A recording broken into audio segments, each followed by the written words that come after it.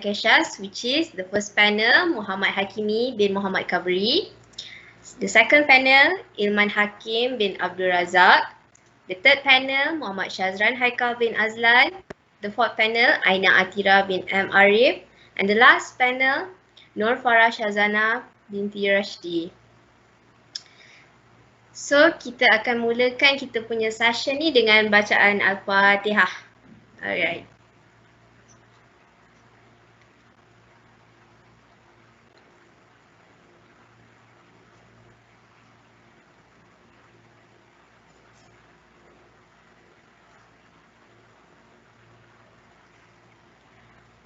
Okey, amin amin ya rabbal alamin. Okey, terima kasih kepada semua panel kerana sanggup terima our humble request to join and share your experience regarding delivery skill. Okey, semua panel dah bersedia ke untuk kita start forum ni ataupun kita nak tunggu Aina dulu sekejap? Sudah. Sudah. Okay, so our question will be very simple, which is can each of you introduce yourself? Maybe what name you prefer to be called during this session, or for how long have you been involved in debate industry, or ataupun dah berapa lama jadi MC, hosting event apa semua. So kita akan tanya every panelist lah about ni to introduce themselves. Maybe kita boleh start dengan Muhammad Hakimi. Alright, okay. Hai, semua orang boleh dengar saya? Boleh Kalau boleh angkat tangan. Alright, great. Okay, bismillahirrahmanirrahim. Assalamualaikum warahmatullahi wabarakatuh dan selamat petang kepada semua. First of all, sebelum saya kenalkan diri saya pun nak ucapkan terima kasih to the organising committee and also everyone participating in this particular talk.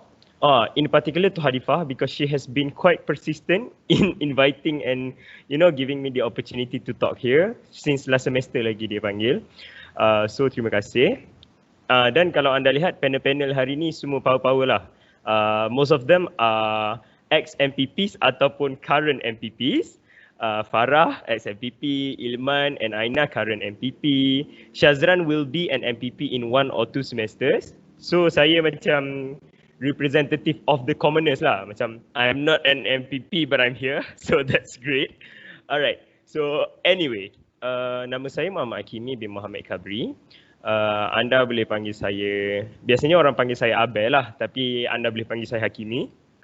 Saya sekarang merupakan seorang pelajar intern atau sedang menjalani industrial training dekat livein.com, a startup located in Bandar Sunway, Petaling Jaya.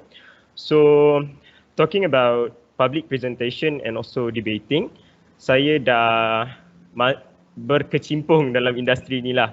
Saya rasa since sekolah rendah lagi, tetapi it became a more like serious interest of me sejak saya masuk sekolah menengah and also university. So, berterusanlah sampai sekarang saya masuk UNITEN. Alhamdulillah ada banyak platform untuk saya polish bakat saya dan di sinilah saya sekarang. Okay, brief je kan. Okay, so that's it. Thank you. Alright, kita move on to Muhammad Ilman Hakim pula. Please introduce yourself. Hello, Assalamualaikum and very good evening everyone. So thank you to Cik Nurunisa, she's our moderator for today, very good. Saya kenal Nisa dah agak lama, dah setahun lebih, and every event je saya pergi, saya akan nampak Nisa lah. So macam every moment dan every program yang saya nampak Nisa jadi moderator tu, she improve a lot. So bertepatan lah dengan kita punya program hari ni, which is to upgrade your delivery. Okay, so about myself. So my name is Muhammad Ilman Hakim bin Abdul Razak and people call me Ilman. So currently I am the Vice President of the SRC 2020-2021. And sekarang I'm still a student, second year Bachelor in International Business. So a bit about myself, I'm actually a goal-driven person. So bila goal-driven person, so I've actually dah charting my pathway for about 12 years in the future. So by 33, I akan insyaAllah lah achieve the goal yang I dah draft between this year and last year sebenarnya. So A brief dulu kan, tak apalah, nanti kita akan explain details lah dalam kita punya soalan nanti. So in leadership journey and also in debate, sebenarnya I dah involved dalam debate sejak daripada sekolah menengah lagi, since daripada form 1. So a fact about myself, dulu masa saya sekolah rendah and masa saya kecil lah, I'm not a very outspoken person. I'm very shy, I'm very paranoid jugalah untuk bercakap dengan orang. Tapi bila dah join debate, I challenge myself untuk I belajar untuk bercakap dengan orang. So di sinilah saya berada hari ini. And since daripada first year, I dah join executive, which is part of the SRC. And masa first year, I dah jadi SRC members and also member of Malaysia Youth Parliament, which is dia memang memerlukan kita untuk berkomunikasi dengan ramai orang lah. Jadi platform hari ni which is sangat bagus sebenarnya, tahniah pada organizer sebab terfikirkan untuk buat this kind of event, which is untuk menggalakkan setiap orang untuk tahu dia punya potensi untuk berada di halayak ramai. So itu saja daripada saya. Thank you. Alright, thank you Iman untuk kata-kata semangat tadi. So kita akan beralih ke panel seterusnya, which is Muhammad Syazran Haikal. Dipersilakan. Assalamualaikum dan salam sejahtera kepada semua termasuk moderator dan panel-panelis serta semua audiens ada hari ini. First of all, saya bila dapat invitation untuk bagi one of the panelis hari ini agak terkejut lah sebab most of the panelis hari ini semua MVP, semua debater yang top-top punya. So saya je bukan MVP kan. So tak apa, insyaAllah saya boleh buat yang terbaik untuk korang. So briefly about myself, saya menetap di Shah Alam Selangor since saya kecil lagi. And dalam debating industry ni saya dah start berkecimpung sejak sekolah menengah, form 1, sama sekolah dengan panelis kita, Ilman dengan saudara Hakimi. So daripada sekolah sampailah ke UNITEN ni, memang muka-muka dua orang ni lah yang saya selalu tengok. Pagi, petang, siang, malam saya tengok sampailah debat ke 2-3 pagi. So actually program macam yang diorganiskan hari ini saya rasa sangatlah memanfaatkan semua orang, terutamanya kita as a student yang after kita graduate nanti kita akan melangkah ke the working world ataupun kita akan di-employ oleh kita punya majikan. So it is very important for each and every one of us to take note on each of the points that been delivered by the panelists today. So I think that is all from me. Thank you. Alright, thank you Syazran. So sekarang kita akan persilakan Nur Farah Syazana pula.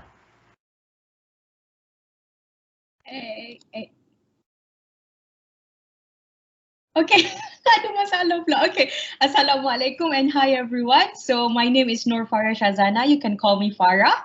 So I am currently in my 3rd year, doing bachelor in accounting. So tadi kan, as you guys can see sebelum-sebelum ni semua debater kan. I'm not a debater. I am more to public speaking ataupun storytelling. So sebab I tak minat sangat kot debate, I takut nak gaduh dengan orang. I jenis yang suka cakap je apa yang I nak cakap. Jadi I tak boleh. Okay, so a little bit about me since everyone cakap their background story. So basically I started doing storytelling since I darjah tak tahu daripada I sekolah rendah lah. So I suka bercerita dekat orang. And then as time goes by, I wakil sekolah untuk public speaking and stuff like that. And then bila I masuk university, I like to present in front of people. So presenting is of course I think it's not easy for everyone. Some of us think that it's very fun sebab some of us macam suka interact with other people, right? But there are some people who are like macam shy a bit and then they are struggling to find ways to like untuk nak tandingi all those fear lah. So I think that is also a very good platform for this one. So for tonight, nanti insyaAllah we can share you guys on maybe some tips or you know anything lah yang you guys boleh buat untuk be confident in public speaking or in presenting anything. So as Ilman cakap, he is a goal driven person and then kalau I pula, I am the type yang suka go with the flow. I jenis yang I tak minat, I tak plan apa yang I nak. I just macam, oh kalau chances tu datang, I ambil. And I rasa macam, oh ni manfaat kot untuk I. So okay, I ambil. Jadi macam I rasa in everyone punya diri, you guys have to just go with the flow. If you have a plan, that is fantastic. It's better like that so that you boleh terus tahu objektif you nak apa. But at the same time, you should also go with the flow, and then you should not be afraid to chase any dreams or any challenges. So I think that is for me. Alright, thank you, Farah. Okay, there is a saying which sounds like experience is the best teacher. So semua orang ada this one involvement yang membuatkan diorang realise that they love to speak in front of people. Macam, wah, ini adalah my talent. I would like to continue to speak in front of them. So apa that one starting point yang membuatkan all the panelists nak continue to involve in this area? So I nak ajukan soalan ni kepada Abel. Okay, thanks Abel here. Alright. Okay, so which part yang buat rasa macam debating or speaking in front is like the destiny that awaits me lah kan? To be honest, it's not a sweet tale macam tu. For me, macam kita ada goal driven, kita ada go with the flow punya person kan. Kalau macam I'll be quite honest. I sebenarnya someone yang macam Farah juga. I go with the flow, chill. Life is a journey kan, just enjoy it. But if there's one redeeming quality that I can say about myself is that I memang pantang lah. I cannot bila orang cakap you cannot do this. Memang if you say that, tak kisahlah you siapa pun, then I will make sure that I'll beat you in that. So the story here was that waktu I form 1, kita orang memang ada selalu ada debating competition lah, bahas bahasa Melayu. And then I dengan malas-malas I apa semua, I still manage to get like quarter finals, lepas tu masuk top 10 semua kan. Tapi I tak nak pun debat, so macam I pun let go lah. Sampailah form 2, form 3 macam tu, ada debating pula, bahasa Inggeris pula. Lepas tu someone said yang debating lah. Lepas tu I just comment lah macam bagus debating ni semua kan. Lepas tu someone said to me, I tak ingat siapa, dia cakap you cannot debate. This thing is too hard for you. I waktu tu memang flip switch lah macam I cannot debate. And then for the rest I think 6 months I train 2 hours minimum every day, every night. I akan pergi kat empty classroom with one of my friend. Dia akan bagi one topic, for example, smartphones shouldn't be used in school kan. And I will train and talk about that topic for 2 hours. I akan try to think, try to talk sampailah alhamdulillah by the end of I was 17, form 5, I managed to be the national overall best speaker for English debate. And then when I entered UNITEN, we don't have like a solid English debate punya club. Kita hanya ada club bahasa Melayu. And then salah seorang senior saya, which is senior Ilman and also senior Syazran juga dalam club bahas tu, dia cakap dekat saya, awak takkan boleh transition dalam debat bahasa Melayu. Your BM is too bad. So for the next few months also, saya spend another 2 hours every night speaking giving speeches dalam bahasa Melayu just for the sake of nak tunjuk kat dia, I can be better than you. And that's like the story. It's just about dendam actually for me. Dia bukan a sweet story of success, like inspiration. Tapi I think for us, many of us, kadang-kadang benda tu yang kita perlu drive kan. Macam drive ni tak semestinya you have passion, tiba-tiba macam nak bercakap ni passion. Sometimes dia boleh jadi requirement of working. Macam contohnya kan, penat anda kena reject interview. Pergi interview kerja je kena reject sebab orang cakap, you cannot speak good enough. And then it lights up a fire inside of you. You think, interviewer ni ready je lah. Next time aku datang interview, aku cakap lagi banyak daripada kau. So sometimes it can be those kind of instances, right? But my advice lah, you try to find what sparks and pushes you the most. Macam kalau Ilman dia ada goal driven person. So macam goal dia, nak try jadi best speaker yang lebih bagus daripada Abel. So dia dah ada goal, dia senang nak achieve. Kalau Farah go with the flow, macam tiba-tiba tersepak ada event public speaking, nak join lah. Tapi if you don't know what drives you to do that, try to find it. Maybe you someone yang senang irritated bila orang cakap-cakap belakang, dia ni tak boleh buat public speaking lah. And then you find the fire inside of you because of that. So you find that reason, and when you have that one solid reason, it's easy for you to do anything. And inshallah, maybe one day you will be replacing all of us here. All right, that's my story, and I'm happy to share it. Thank you. That's actually a very good story. Sebab kita semua tak sangka kita punya panelist start daripada situ lah sparknya dia punya interest in this. And untuk information semua orang, kita punya panelist Muhammad Hakimi is an experienced debater of UNITEN and dia dah menang banyak kali best speaker during the competition. So kita memang kena ambil betul-betul advice daripada diorang ni. Diorang semua experience. Okay, so kita ada second question pula untuk Ilman. So Ilman, you yourself has been a member of Student Representative Council for 2 consecutive terms, and now you have become the very vice president of the Student Representative Council. So can you share with us your thought and opinion on how we can deliver a powerful talk to the audience? Okay, thank you Nisa. Dah habis ke soalan? Oh dah, okay. Okay, so thank you for the question. So sama macam Abel juga tadi, so I rasa tu benda yang common kot untuk budak start selalu di undermine kot. So selain daripada mencari fire in yourself kan, so macam saya nampak saudara Hakimi, dia punya fire dia bukan setakat di atas padang rabi, tetapi dalam debat dan pengucapan awam pun dia ada dia punya fire tu kan. So macam saya, macam mana kita nak deliver a powerful talk adalah for me first adalah kita kena cari our role model. Sebab bila saya involve dalam debate or pidato dulu masa sekolah and even sekarang masa kat universiti, I akan sentiasa cari role model yang macam I boleh tengok daripada YouTube ke, daripada any TED Talk, even kadang-kadang TikTok pun berguna juga untuk kita jumpa ni kan, role model dalam pengucapan awam. And dalam kita punya session hari ni pun ramai je yang menginspirasikan saya untuk bercakap dengan baik. Contohnya macam saudara Hakimi kan, sangat menginspirasikan untuk kita bercakap dengan baik dan mengalahkan dia dalam mencapai saya punya goal. Okay, jadi dalam kita cari role model ni, kita mestilah kena cari yang terbaik kan. So biasanya kita akan cari yang macam best speaker ataupun yang johan dalam any pertandingan pidato dan sebagainya. But for me, I ada seorang role model yang memang I betul-betul inspire, iaitu Datuk Seri Anwar Ibrahim. It can be anyone lah for every one of you. But for me, kenapa I pilih Datuk Seri Anwar Ibrahim, political aside, tetapi beliau ni seorang yang convincing, dia ada charismatic and also formidable. Maksudnya dia ni digeruni oleh pihak lawan dia.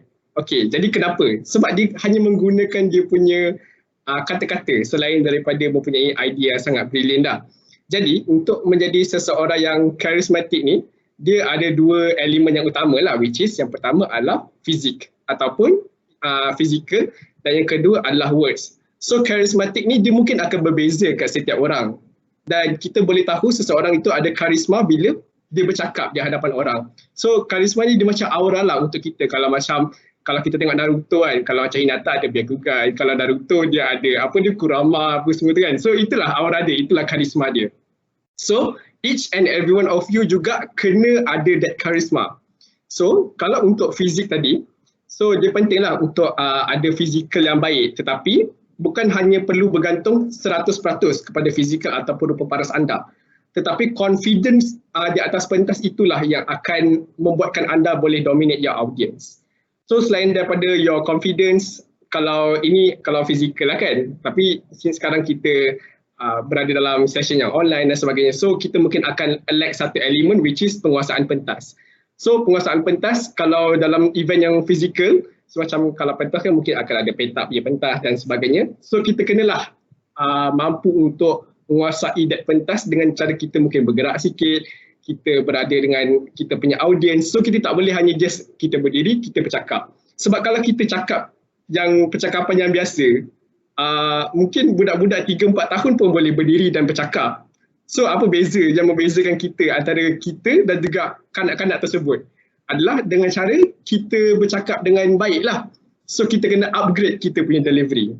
Okay, itu untuk yang pertama lah, yang fizik. Yang kedua, untuk words pula. So untuk menyampaikan perkataan, dia ada beberapa elemen jugalah, iaitu dia mestilah clarity ataupun jelas, dia mestilah sharp dan dia mestilah simple. Jadi kalau kita gunakan ayat-ayat yang terlalu jargon sekalipun, dia mungkin akan grab people attention. Tetapi bila kita gunakan terlalu banyak, orang pun mungkin takkan faham dengan ayat-ayat kita. Jadi cuba untuk gunakan ayat yang simple tetapi sharp dan message itu sampai kepada orang.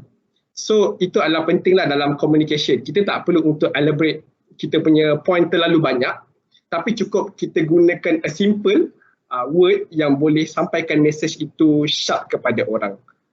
So itu untuk how we deliver a powerful talk lah sebenarnya. Kalau nak sambung lagi, kita akan tunggu dalam session yang seterusnya. Okay, back to Nisa. Thank you, Ilman. Tapi kita ada lagi satu question untuk Ilman. So, holding a high position and most of the panelists ada position masing-masing in their own club. Do you think holding position berkait rapat tak dengan having a good delivery skill and public speaking skill? Adakah ataupun having a delivery skill tu hanya extra semata-mata? Kita still boleh pegang position walaupun kita have poor communication skill dengan orang. What do you think about that? Okay, it's a very good question. So kalau saya boleh bagi analogi yang mudah lah kan. Kenapa anda nampak most of the politician dia jadi politician? Sebab the first kriteria yang dia ada adalah dia pandai bercakap.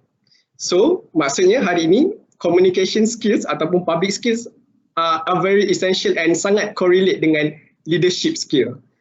Contoh, bila anda seorang yang mahir dalam pengucapan awam ataupun public skills, anda mestilah, pertama anda mesti ada confidence.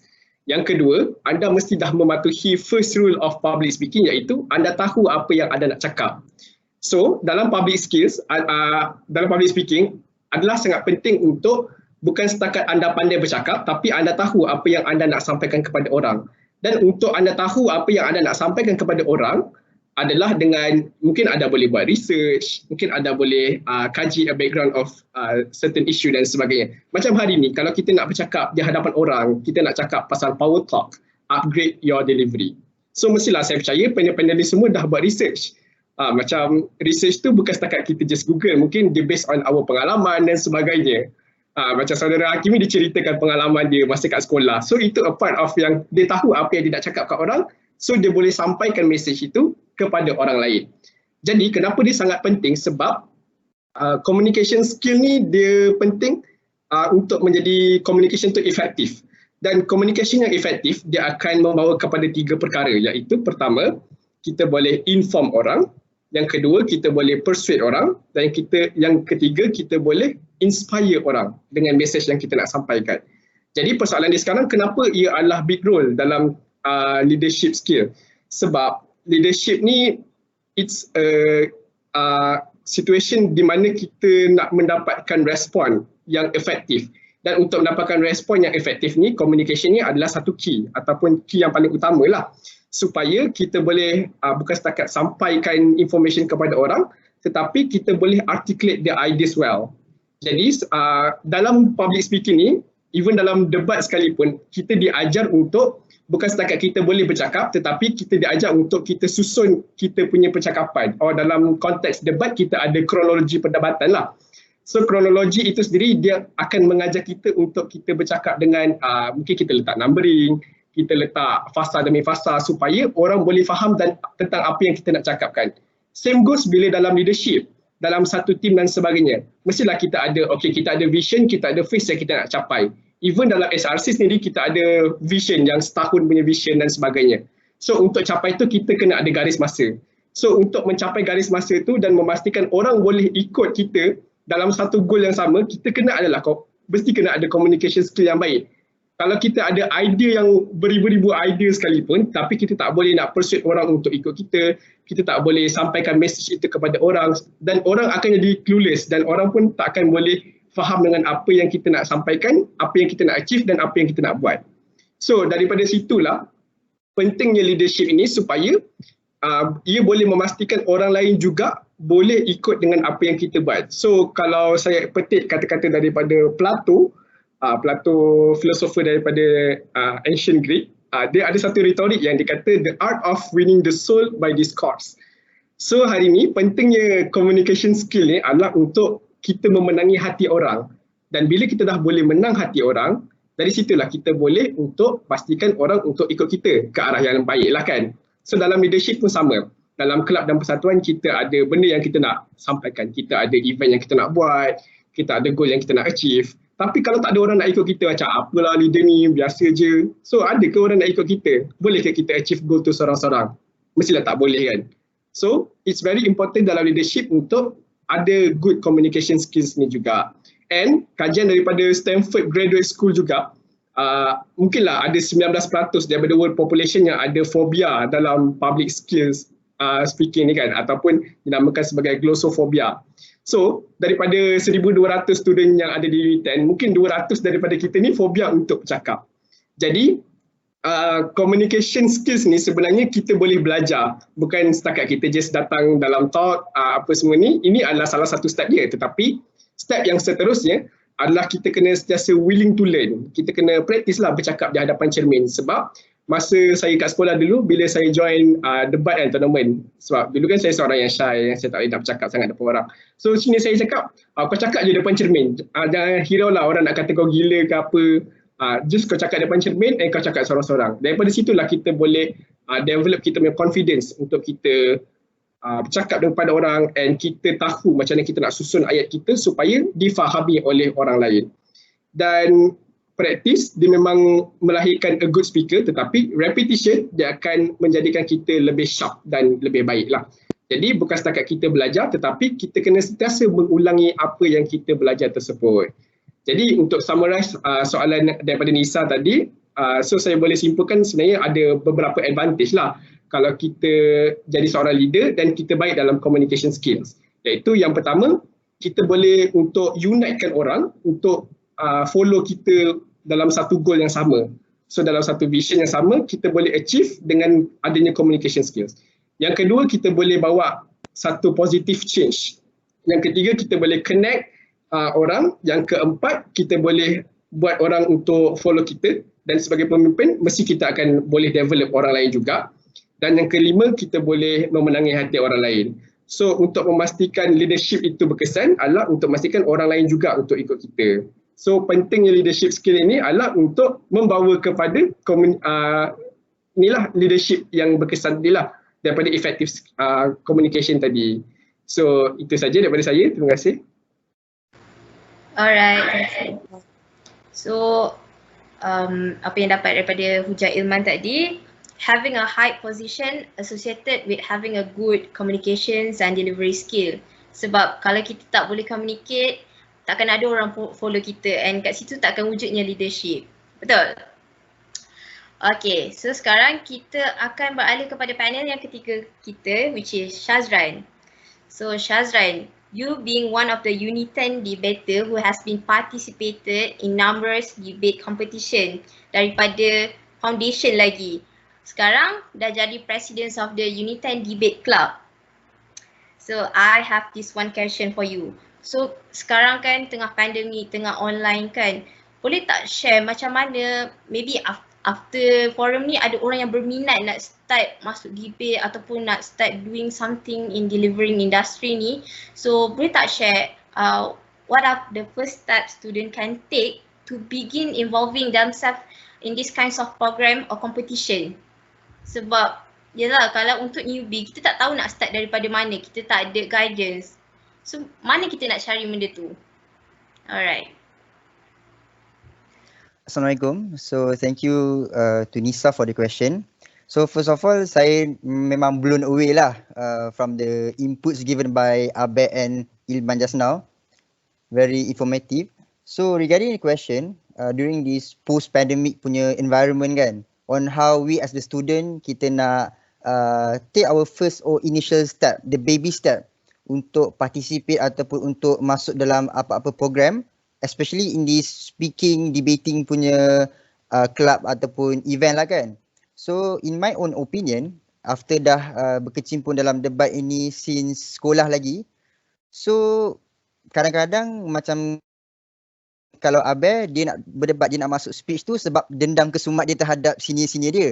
Macam Ilman pula dia nak masuk debate pula sebab sebab dia mengidolakan YB Anwar Ibrahim. So as for myself, macam mana saya boleh start masuk ataupun involve dalam debating punya environment ni ialah apabila for me, saya ada kelemahan dulu untuk bercakap kat depan orang. Even kalau nak present dalam kelas pun, saya rasa tu satu benda yang kalau sampai kiamat pun saya takkan masuk. Tapi takkanlah kita nak stay dalam satu keadaan ataupun satu tampuk yang sama sampai bila-bila, which is tak reti nak deliver ataupun nak present depan orang. Sebab kita memang sedar lepas habis high school kita masuk universiti. After kita habis universiti, kita masuk pula dekat dalam alam pekerjaan. So definitely dalam alam pekerjaan ini dia punya challenges ataupun dia punya rintangan tu sangatlah besar berbanding the two past level before this.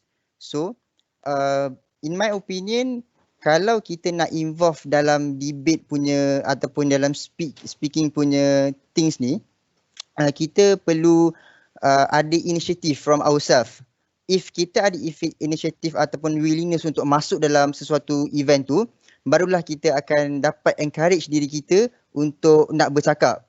So, kalau kita tak ada satu inisiatif ataupun kita tak ada willingness untuk nak berkecimpung dalam program ni, nanti dia akan membuatkan kita tak boleh fully utilize ataupun kita dapat overcome masalah tu. Macam saya, to be honest, dulu saya memang seorang yang pemalu nak cakap kan. So after dah go step by step, sebab proses untuk nak improve communication skill ni, dia tak boleh, cannot be done by overnight. Dia perlu satu very long haul punya proses. Dia perlu take maybe years, maybe 10 years untuk kita biasa.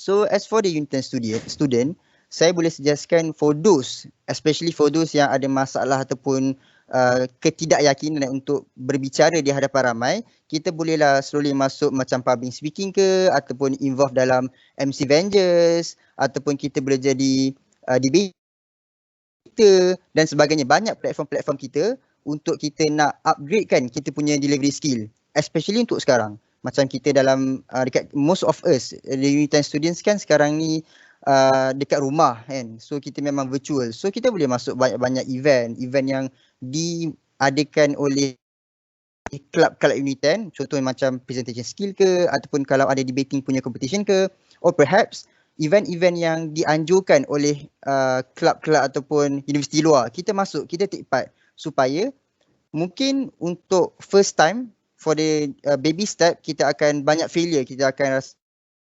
tergagap, kita akan rasa susahnya nak fikir, nak ada fluency untuk bercakap kan. Tapi yelah, kalau kita kita takut sangat dengan failure tu, sampai bila-bila kita akan start dekat satu tahap tersebut. Itu yang first. Yang kedua, macam kan kita ada sini-sini dekat UNITEN ni, abang-abang kita, kakak-kakak kita, semua memang peramah, memang baik kan. Macam kakak Farah, kakak Hakim, abang Hakimi, kakak Hakimi pula. So masuk dalam UNITEN ni, kita boleh banyak berbual dengan diorang. Kita banyak bercakap dengan orang so that diorang boleh suggestkan macam mana kita nak improvekan kita punya delivery. So third, saya rasa untuk kita as a student, macam mana kita nak improvekan lagi delivery kita is by bercakap ataupun selalu conversate dengan orang yang lebih experience ataupun the senior person. Macam saya, hari ni saya bukan eksekutif macam MPP, tapi saya involve dalam business family saya. So bila kita involve dalam satu business ataupun satu benda-benda yang eksekutif macam MPP, kita akan banyak communicate dengan orang-orang tua ataupun dengan datuk-datuk kan. So bila kita selalu masuk presentation, kita masuk meeting, indirectly dia akan meningkatkan tahap ataupun keyakinan kita untuk deliverkan sesuatu. Dan memang jangan takut kalau kita permulaan tu delivery kita bersepah. Maksudnya dia tak fluent, dia tunggal langgang. Tapi percayalah macam Saudari Farah cakap, trust the process. Trust the process maksudnya pertama kali memang akan ada masalah. Tapi later on kita akan dapat cope dan badan kita akan immune dengan ketakutan ataupun ketidakyakinan untuk bercakap di hadapan ramai. So macam saya, alhamdulillah after dah masuk debate dengan Ilman dulu, dengan Abel and sampai kat UNITEN hari ni, saya ada satu keyakinan untuk present depan macam baru-baru ni saya ada jumpa YB Menteri, saya ada jumpa Datuk-Datuk untuk presentkan tentang tentang produk yang family saya jual. So benda tu akan membantu kita untuk cakna tentang cara-cara ataupun bagaimana kita nak tingkatkan delivery kita. Sebab of course kalau kita nak present, takkanlah presentation yang kita dah buat semalam kita nak stay di punya level untuk yang esok kan. So setiap hari kita nak improvisekan the way how we deliver to the people. And lastly, saya rasa for the UNITEN students, sebab kita pun most of us sekarang ni accounting ada yang akan masuk corporate punya sectors, yang akan mungkin Ilman akan jadi YB kan. So kesemua orang-orang yang dalam hari ini perlu untuk pastikan kita push diri kita untuk bercakap, buka je mulut. Kalau tak ada orang, ada cermin, bercakap je dengan cermin macam kita orang selalu buat. Bercakap, insya-Allah after a few while nanti kita boleh bercakap dengan lancar. So itu je. Okay, so Shazran, I have another question. So tadi cakap kita memang kena ambil baby step kan before kita boleh capai sampai sehebat panelis kita ni. Tapi untuk mulakan baby step tu, it take one go. Kita akan ambil satu step. Tapi untuk being consistent, untuk terus maju ke hadapan, kita mungkin at one point kita akan rasa macam, oh I'm a failure, I'm not suited to be talking in front of people. Mesti kita akan ada rasa macam tu, lagi-lagi untuk orang-orang yang baru. So apa motivation ataupun something yang boleh membuatkan kita keep on bergerak ke hadapan? Kalau untuk Shazran, apa motivation Shazran untuk situ? Okay, so kalau nak kata failure tu memang sebahagian hidup kita. Kalau kita terlampau fokus ataupun we put spot on the weak side ataupun on the disadvantage punya side, sampai bila-bila kita takkan improve diri kita. So in my experience, bila saya dah hadapi banyak kegagalan, bila sekolah dulu, saya punya cikgu debat ada kata saya takkan maju, saya takkan jadi one of the good debaters kan. So benda-benda macam ni, dia akan meningkatkan semangat kita untuk terus bercakap. Itu first. Yang kedua sebab mindset saya, kalau Ilman tu goal driven, kalau saya ialah yes or no. Kalau kita nak buat tu, it's either now or never. Kalau kita tak nak, so sampai bila-bila kita tak akan berubah. So kalau macam kita tahu, dalam Al-Quran pun kata, Allah tu tak akan mengubah sesuatu kaum unless kalau kita sendiri nak mengubah diri kita. So normal dalam dunia ni, kalau kita hadapi satu failure, kita jatuh kita sedih tak apa, tapi bangun balik, jatuh lagi, bangun balik. Sebab the journey is long, like Abel said just now. Hidup kita ni satu journey yang terlampau panjang, mungkin 30-40 tahun, dan baru kita sekarang dalam 20 tahun, 20-an. So tempoh tu sangatlah panjang, dan failure tu baru mungkin 20-30% yang kita hadapi. So nak tak nak, letak satu mindset yang kita perlu buat now or never. Alright, thank you Shazran untuk tips tadi. Okay, semoga apa yang Shazran cakap tadi kita boleh serap dan gunakan tu sebagai satu tips untuk kita terus involve in this, okay? Terutama untuk orang yang baru mula-mula nak start improving their delivery skills ni. Okay, kita akan bergerak kepada panel yang keempat, which is Aina Atira. So, can you introduce a little bit about yourself? Maybe tell us how you wanted to be called during this session. And share a little bit your background story, macam mana you boleh involve in delivering industry ataupun start mula-mula hosting event, jadi master of ceremony, something like that. Okay, thank you Nisa. Assalamualaikum and a very good night to everyone. Introduce dulu kan. Okay, my name is Aina Atira binti Amarif. You guys can call me Aina only. Saya muda lagi, baru 18 tahun. Currently I'm in my second year Bachelor of International Business. Okay, so how I got involved in the delivering industry. Okay, so I started way back when I was in primary school. I started when I was in standard 4. Okay, so how I first got involved is basically I was actually very into becoming the class monitor or the assistant class monitor. And you know how dulu-dulu masa kita dalam kelas, best kan tulis nama students yang bising dalam kelas. Jadi from there actually it sparks my interest untuk speak in front. Okay, so I think it was in me for a very long time lah. I suka benda-benda yang involved with leadership and talking or communicating and leading a group of people. So it was my passion to begin with. So it started from there and then it went up till high school. Okay, so and then in high school is where I got involved deeper. I was introduced by my senior to join public speaking. So if in primary school, it was just class monitoring macam tu kan. Tapi in high school is where I actually got to experience it and also learn deeper about delivering and public speaking, and macam that is why I learned a lot of mistakes. I buat banyak sangat kesilapan, technical issues ke apa ke. That's when I learned, and from there I belajar and I brushed up my skills, and that's where it got me today. So itulah cerita dia. Nisa, anything else? Did you ask this now?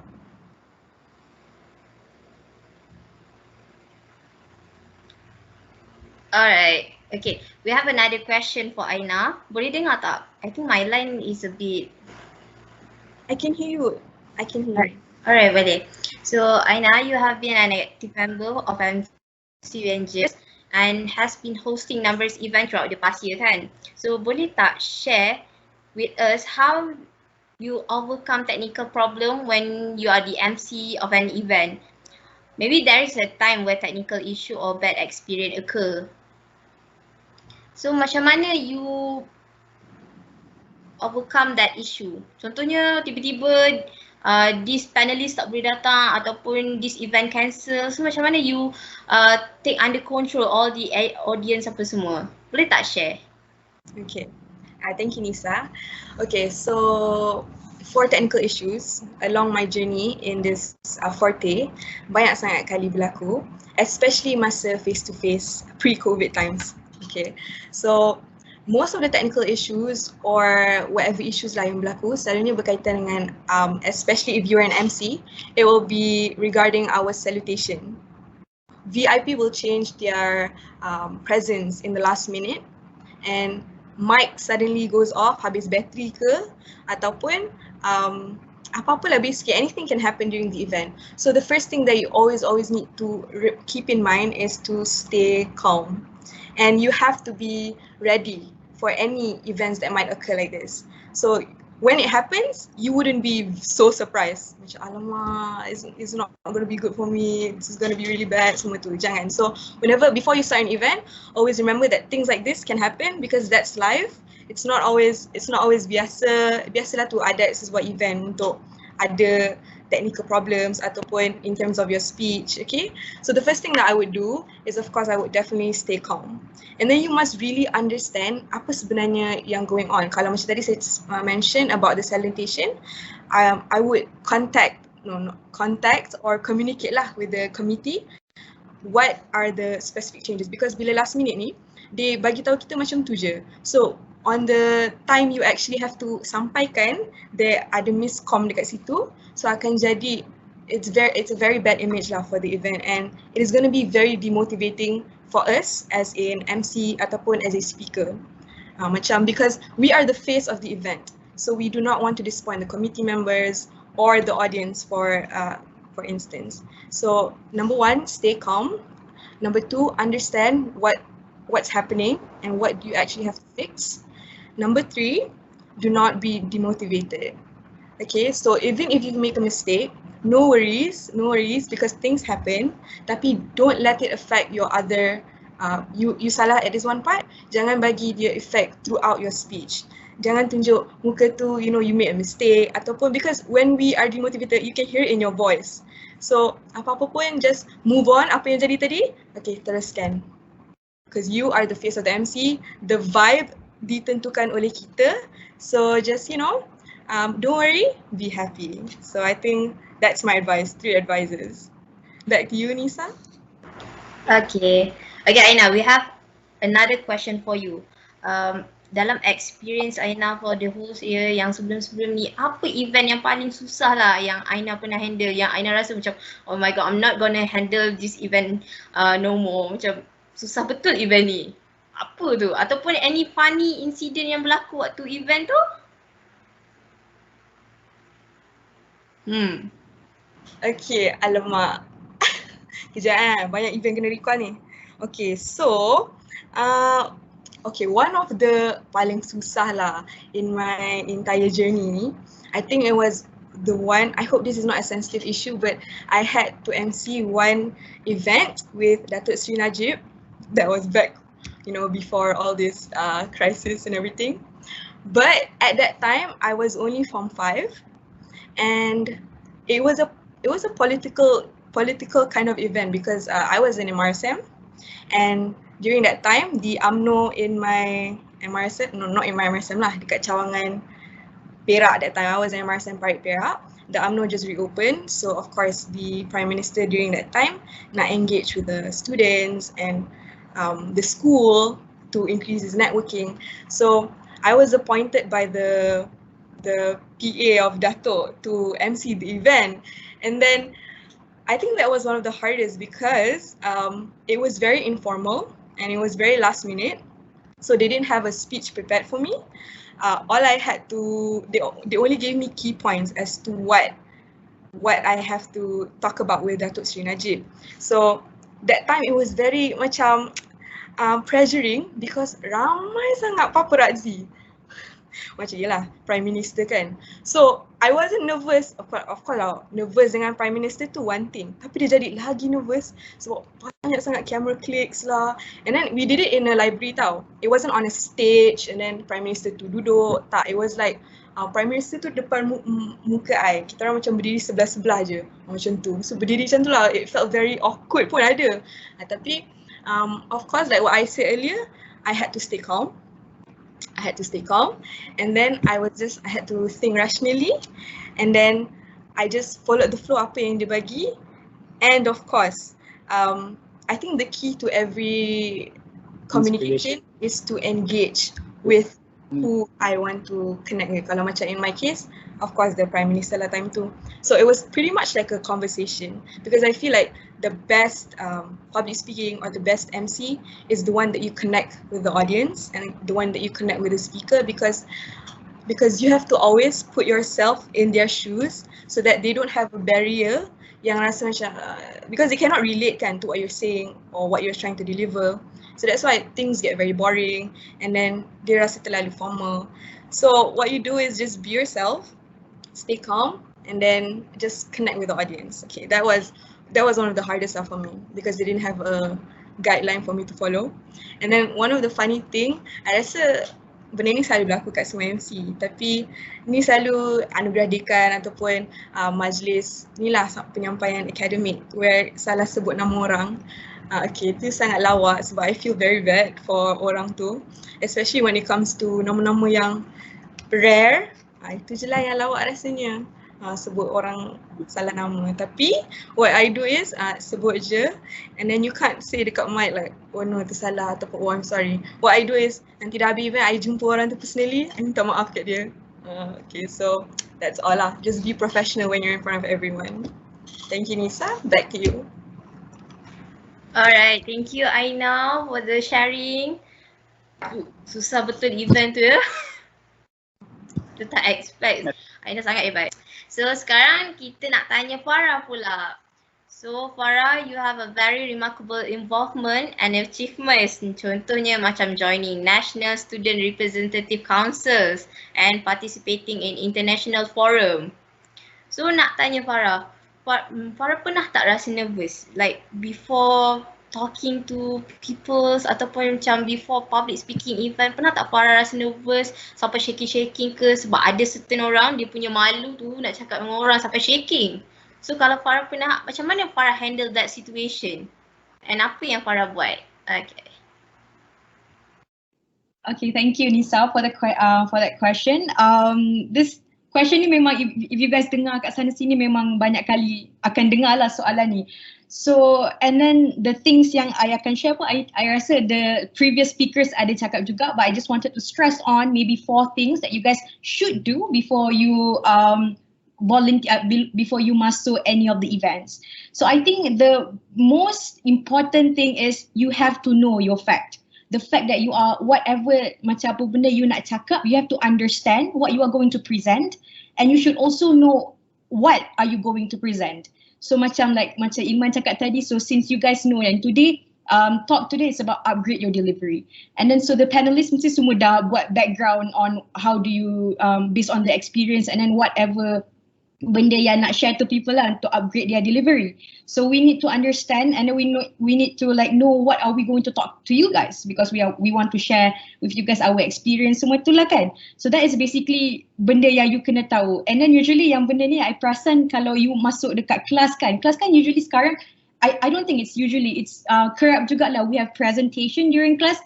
I would like to say that never take that for granted, because presentation masa time class is the platform where you can actually practice yourself. So macam dia lagi senang sebab if like face to face you it's a small crowd kan. So masa time small crowd tu you macam lagi practice lah. Tu lah yang Syazwan kata baby steps. So you start daripada kecil yang small crowd, and then after that baru you pergi yang dekat big crowd. So never take that for never take that for granted lah. So masa time you present kat kelas pun you have to know apa yang you tengah present. So macam contohnya you tengah present pasal case study ke apa-apa. So you kena buat research on that case. Jadi you kena tahu apa fakta-fakta yang apa company to face, benda-benda macam tu. So you need to know so that macam tiba-tiba one time tu you ada mistake, like you did any mistake. Macam mana? Bila you dah tahu your fact, chances untuk you buat mistake tu macam kurang lah, because kalau you dah buat pun you tahu macam mana nak betulkan balik, ataupun macam mana you nak betulkan balik lah, something like that. So that's basically one thing yang you kena tahu sangat, yang you have to know your fact. And the second one is practice. And this is very important. People practice. So macam yang Abe dah ada cerita masa ada orang cakap kat dia yang your BM is too bad. I pun dapat juga. I got that a lot juga. Lagi-lagi masa time I represented for MPPK, right? So MPPK is like an organisation. Dia macam an organisation yang satu se-Malaysia lah, like dia gabungkan all the MPP around different universities. So kat situ their platform is BM. And then I am the type to, bila I nervous, I akan cakap English. Jadi I have to present, but I have to present in BM. So what I did was I did a script. Even though I kena cakap like this one small thing je, macam like kecil je, like sikit je benda tu, but I did a script. Sebab after that I practice macam okay I kena cakap ni. And then script tu it depends on people juga. Certain people they write the whole script like macam okay everyone today I want to talk about, dia tulis semua benda tu. But as for me, but you can also buat juga bullet points, like points yang penting-penting. Macam today so kalau contohnya you nak cakap pasal you nak promote botol lah kan. So macam botol tu apa benefit dia. So you just tulis points. So in the end you macam ingatkan that thing je lah. And then yang bila selain daripada script, bila you dah upgrade sikit lah, other than doing scripts, you can also sediakan cue cards. So if you guys see speakers, sometimes when they talk in front of a crowd, they will hold cue cards lah. There are some people yang I perasan they tulis on their hand. And for me that is quite macam okay je, tapi it's not recommendable lah. So but it's better if you have cue cards, dia nampak lagi professional. And also dekat cue cards tu you don't write lengthy things. You just write the bullet points lah, you write the main points. So contohnya you dah practice and then you keep on forgetting that one word. Contohnya you lupa perkataan environment, so tulis kat situ so that macam contohnya you terlupa, you pandang cue card you and then you cakap. So that's one thing that you can do. So you have to practice a lot, buat script, those baby steps lah. And then after that you can upgrade yourself to holding cue cards. And also I rasa you have to prepare your surrounding, and then you have to prepare yourself juga before anything. So masa time I was invited to become the panelist for the ASEAN QA kan. I am like so nervous now. The first time when I got the invitation, I was like, what? Am I really like macam suitable ke untuk benda ni? Jadi, but I didn't say no because I know that this is a good opportunity for me and also for my future. I can kat situ I boleh macam mana communicate, I boleh communicate with other people because it's an ASEAN thing kan, so it's like the whole world punya tu kan. And then the best thing is their topic pun best, they talk about online learning, and then sekarang pun kita tengah online learning, so I think that's memang best lah. But if you know, since I panelist and then I was like representing Malaysia, and at the same time I was representing UNITEN lah kot. So anything that you cakap, anything that I have to speak out, I have to like give out the points on that day, I need to check back with the people, with UNITEN lah, because I am kind of like I am representing UNITEN. So macam kalau you tercakap benda yang salah, benda tu macam dah macam ni, you dah takut akan jadi apa-apa lah. So that goes back to my point yang you have to know your fact. You have to know your fact, you have to know your time tu, what's the environment. So and then kalau contohnya benda tu melibatkan you kena represent your university, you have to represent a company atau apa-apa, you have to know yang apa yang you cakap tu, that is the right thing. Sebab if not, in then maybe you akan kena buang kerja ke, and then it will also reflect on your university, it will also reflect on, so the burden memang banyak sikit lah, but once you dah familiarize with the things that you nak cakap semua, and then benda tu semua akan rasa macam smooth je.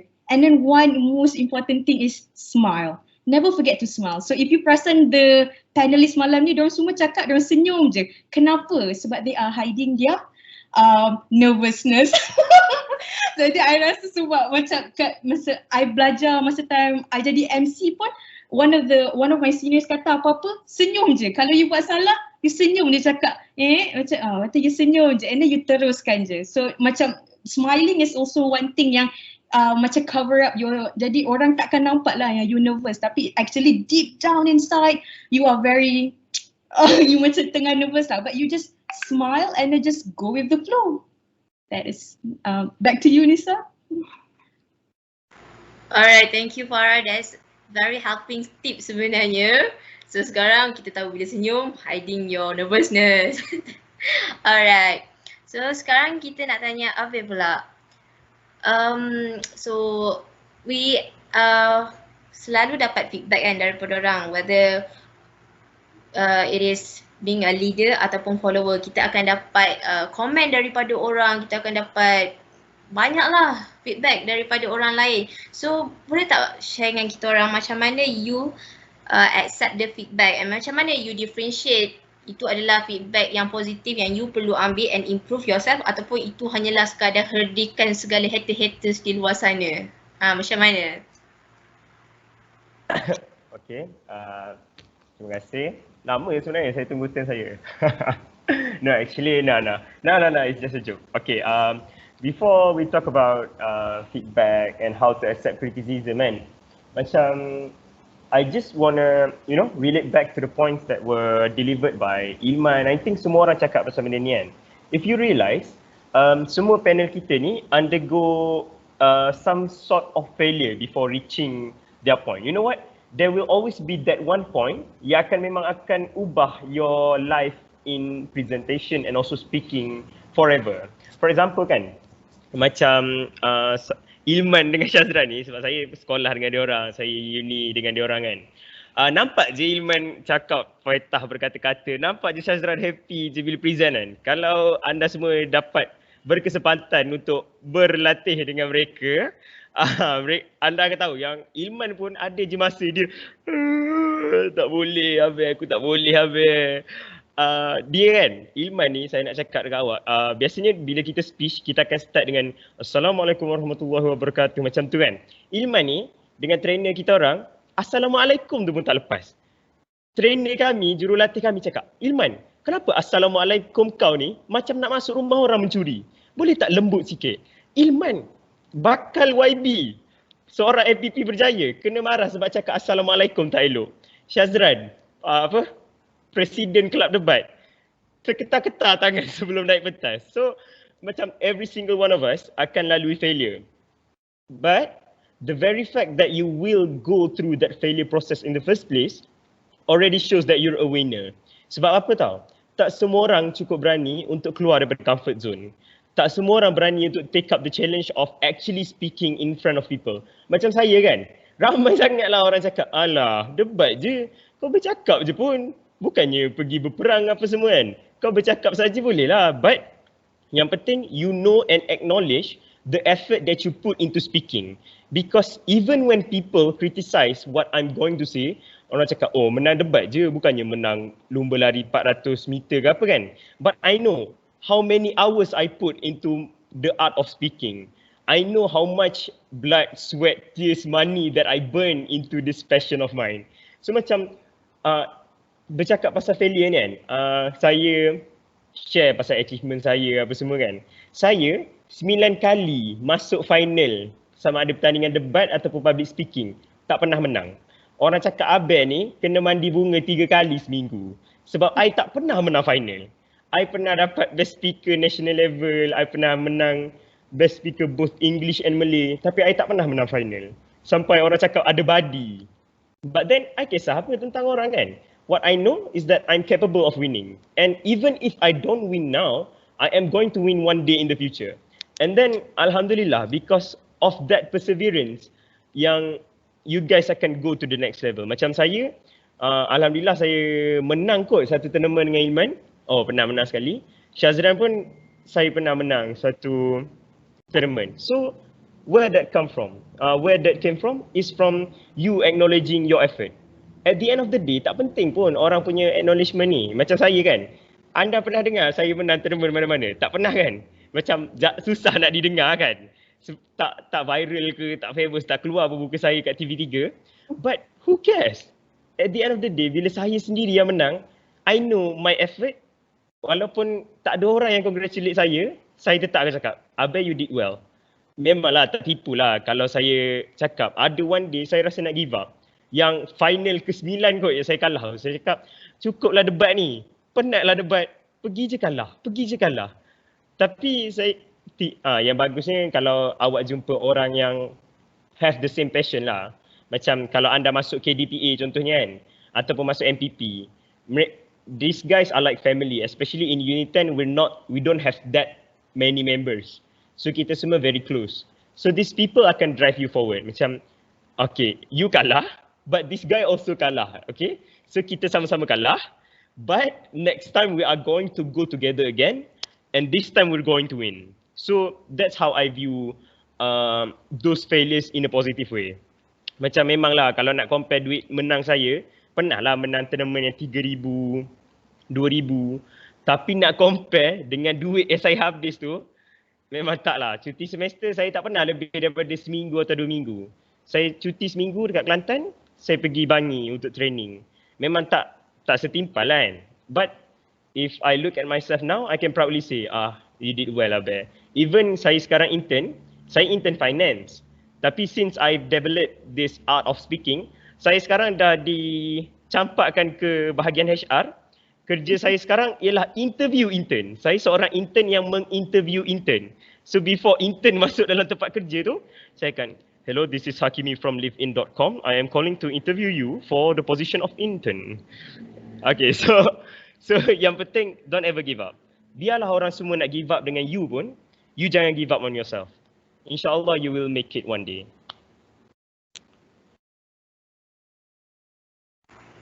Thank you for the very motivational story. Betul, kita bila dah masuk in this industry, debating, giving public speech, memang akan banyak orang cakap macam tu, macam ni. Kita akan rasa at one point kita akan rasa failure. Tapi macam apa yang Abel cakap, apa yang panelis Hakimi kita cakap, kita kena ambil those negative word and transform it into something yang kita boleh buat jadi motivasi untuk kita improve lagi diri kita. So sekarang kita nak tanya Syazran pula. So usually giving speeches is usually seen as something formal and rigid. So Syazran cakap tadi, you said that you are handling your family business, right? Mesti akan selalu buat presentation, borak-borak bisnes dengan orang-orang dewasa yang dah berumur. Mesti rasa macam kadang-kadang boring lah cakap dengan diorang. So macam mana you infuse some humour and joke in those presentations and business talks supaya lagi macam meriah lah vibe tu, tak rasa bosan je bila kita buat macam tu. Okay, thank you Nisa. So first of all, before kita nak masukkan humor ke, kita nak masukkan apa lawak jenaka dalam sesuatu speech tu, kita perlu faham bila masuk satu room ataupun that presentation punya environment, kita kena scan dulu sama ada audience kita, mood tempat tu macam mana. Kalau mood kat tempat tu dia sesuai, dia comfortable dan dia memang happy go lucky untuk kita masukkan humor, kita masuk. Sometimes macam last week saya jumpa dengan ada seorang YB menteri, dia punya keadaan taklah macam kita boleh nak cakap buat lawak dan sebagainya, sebab dia memang dengan staff dia punya PE dia yang serius. So by that time memang kita kena deliver memang from A to Z, memang straight to the point lah. But macam semalam saya ada meeting dengan staff Dato' Azizan Osman, yang mana dia punya staff tu memang happy go lucky. So kita bolehlah berlawak jenaka, kita macam usik-usik kita punya staff ataupun kita punya audience kan, kita boleh usik-usik dia. Tapi generally saya rasa it depends on us. As a speaker, as a panelist, kita kena scan dulu. Apa-apa pun memang kena scan dulu kita punya audience kita tu macam mana. Itu. Kalau kadang-kadang pernah juga saya pergi meeting dengan, bukan meeting, saya jumpa dengan supplier, saya kan boleh bawa macam lawak jenaka. Tapi in the end, benda tu jadi worse. Sebab dia tak sesuai dengan mood. So as a speaker myself, saya rasa experience is the greatest teacher. It will help us to evaluate whether keadaan tu sesuai ataupun tidak. Dan kalau kadang-kadang as a speaker bila kita present dekat hall ataupun even dalam Microsoft Teams, our audience kadang-kadang kita rasa bosan. So macam kita sekarang ni kan anak muda, the youngsters sekarang ni. So bolehlah kita masukkan humor kita menyakat Abai ke, menyakat Ilman ke, Farah ataupun Aina Atira. So boleh kita nak menyakat. Tapi as a speaker kita kena tengok juga keadaan tu dia relevant. Is it sesuai dengan keadaan ataupun tak. So thank you, back to you Nisa. Alright, thank you Syazran. So Syazran nak tanya, so you kadang-kadang bagi humor, tiba-tiba tempat tu salah tempat. So macam mana you sedar yang alamak dah silap ni? Apa dia punya hint tu yang kita memang dah tersalah tempat tu? Ataupun dah lama baru perasan kan malu macam tu. So boleh share apa dia punya hint tu? Based on my experience, macam Aina kata, kalau dah tersalah tempat, dah tersalah cakap tu, apa-apa kita kena buat. Macam Farah kata, senyum. Kita kena senyum. So macam mana pun kalau tiba-tiba tengok kita punya audience tu rasa macam mood dia tak gelak pun kan, dia tak senyum pun, apa kita buat humor kan. So apa buat? Kita senyum, kita keep on going and continue kita punya speech. Sampailah kita habis meeting ke presentation. Jangan stop. Jangan kata, saya silap, maaf. Dia nampak macam kita tak professional untuk nak cakap dengan mungkin kita punya audience lah. So itu je. Okay, thank you. Alright. So sekarang nak tanya Farah pula. Sebab Farah nampak semangat ni nak tanya. So Farah, you have been involved in a lot of public speaking kan. So biasanya bila kita bagi public speaking ni, audience kita akan rasa macam bila dah lama-lama tu mesti diorang bosan, dah tak nak dengar. So macam how you attract those attention back? Apa gesture yang Farah buat sampai audience macam wow, what is happening here? So boleh share tak any tips on that? Alright, I think this is a very interesting question. I think the main thing that you guys have to do is you have to mind with your intonation, your alunan suara. So kadang-kadang you akan cakap monotonous kan. And then tiba-tiba at one point when you see macam people, okay macam Syazran dia buat lawak, macam Farah, I know I am hamba, macam I'm not good at making jokes, but sometimes I am, okay. So but jadi macam apa yang you boleh buat selain you bagi jokes and semua tu, you have to play with your alunan suara lah. So macam if you dah nampak the crowd semua macam dah start macam dah tone down semua, tiba-tiba you kuatkan suara you macam, so I think lepas tu ini baru you sambung. So that orang macam tiba-tiba terbangun. Macam tu lah kan. Jadi macam dia akan start dengar balik lah macam tu. And then one more thing I rasa macam yang important juga, it's the way you, macam mana, your eye, you kena the way you tengok orang. So macam like bila you bercakap, there are some people who is not macam they are not comfortable with eye contact. So diorang macam shy away, macam tak pandang crowd. They look at the judges, or maybe they look down, or maybe they look atas. That is actually not a good way for you to present lah. So usually when you present, you have to look at people. You have to communicate with them via eyes. So macam sekarang, macam if you face to face, senanglah sikit. You can like, macam tadi Ilman ada cakap, you have to kuasai the stage, right? So you pergi sana, you pergi sini, you pergi sana sini. And then at the same time, masa you pergi sana sini, you pergi sana sini, you tengok juga mata diorang, and then you look at one person and then you try to catch their attention. Macam tu lah. But now if in an online situation sekarang, it's kind of hard to do that. But one thing you can do is you tengok mata-mata panelis ni, and then kalau contohnya panelis tu tengah buat benda lain ke, tengah muak macam Abe tadi tengah minum air ke apa-apa tiba-tiba kan, you tengok mata moderator. So usually the moderator will always look at you and then macam dengar apa you cakap. One thing yang I macam suka, I rasa macam I have reached the level of orang tu macam dah faham macam tu is when dia angguk. So masa time bila I cakap, tengok macam sekarang Abe Syazan tengah angguk kan. So macam bila I tengah cakap, diorang angguk, I macam okay, I cakap benda betul lah ni. Kalau Abe geleng tadi, I pun macam tak apa, I cakap benda betul lagi ni, betul lah ni I cakap ni, macam tu lah. So you should always be confident, and tu lah, the main point is you have to smile, and then you just have to be confident with anything you cakap lah. I think that's all, Nisa. Okay, thank you Farah. So sekarang kita akan beralih kepada panelis Ilman, sebab nampak macam Ilman nak jawab soalan ni. So we have this one very interesting question from our participant, which is Muhammad Zarif Daniel. The question is, I believe that overworking is a bad thing and should not be glorified. But don't confuse this with working hard to achieve a goal, because I think that is different and that's a good thing. How do you differentiate those two, and do you think you are overworking yourself or completely working enough just to achieve your certain goal? So, Okay, thank you Zarif for the question juga. I think the question is really hit me hard right now, sebab I think question tu sangat betul, and I think I overworking right now sebenarnya. Cuma yelah, macam what people say, work smart but not work hard. Tapi for me, before kita nak work smart, kita kena work hard dulu. So that's my prinsip lah. So lagipun prinsip I adalah bila kita bekerja tu, kita kena kerja with passion.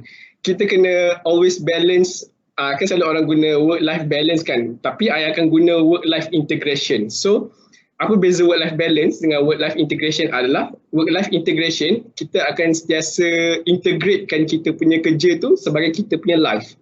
Maksudnya, kita buat kerja tu dengan passion lah. Kita akan masukkan kita punya life elements dalam kita punya kerja. Kita mungkin buat some jokes, ataupun kita buat kerja tu mungkin santai hujung minggu dan sebagainya. And paling penting bila kita nak buat kerja adalah kita kerja bila kita rasa kita nak lah kita buat kerja.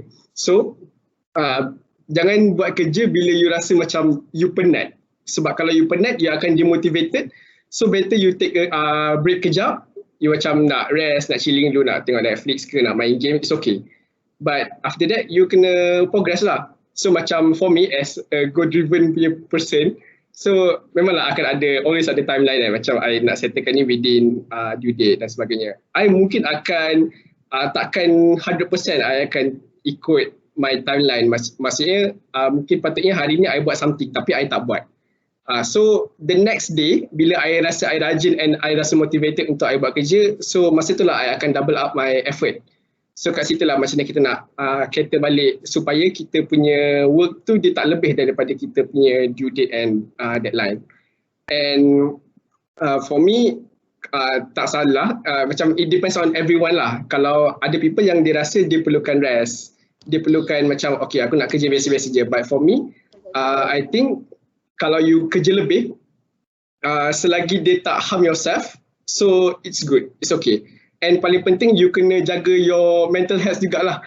And sometimes kita rasa kita stress, kita macam kadang-kadang kita make mistake bila kita buat kerja. But it's okay. Just admit your mistake, learn from them and keep moving forward. Sebab kalau you live within the pressure of you rasa you pernah buat salah and everything, so you akan rasa burden yourself. So just let that thing go and do macam experience new thing lah, agaklah ni sebagai satu experience yang one day in the future you akan jadikan kerja tu lagi mudah daripada sekarang. So that's why I kata sekarang ni adalah moment untuk you work hard dulu and then in the future baru you work smart, sebab you dah tahu macam mana nak solve that situation. So dari situlah baru you boleh senangkan kerja you, and paling penting enjoy your work lah, jangan stress-stress semua tu. So that's all for me. Okay.